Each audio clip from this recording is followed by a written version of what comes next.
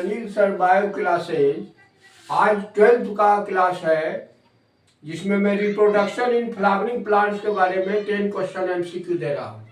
In onion the inflorescences, onion में कौन inflorescence होता है? Raceme. In a typical flower the ovary is superior and the other whorls are inferior called. मतलब एक typical flower में ovary सबसे ऊपर है और पार्ट नीचे है, तो इसको कहिएगा हाइपोगाइनस। अब है third question, parthenocarpic fruiting. Parthenocarpic जो होता है वो फ्रूट विथ इमेच्योर सीड होता है।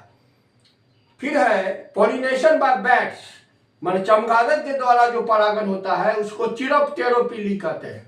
और इंटेमोफिली होता है ये इंसेक्ट के द्वारा, और इंथोफिली होता है बर्ड्स के द्वारा, एनिमोफिली होता है हवा के द्वारा। ए फॉल्स फ्रूट डेवलप फ्रॉम, असत्य फल कहाँ से बनता है?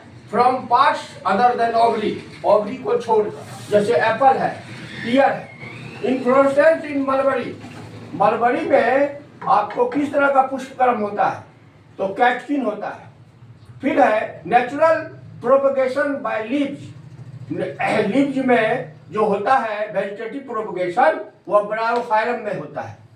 फिर है natural vegetative propagation occurs, natural vegetative propagation किस में होगा? रूट में भी होगा, स्टेम, लीव्स, तीन, ऑल ऑफ दी तीनों होगा। अब ग्राफ्टिंग इज डन, ग्राफ्टिंग किस में होगा?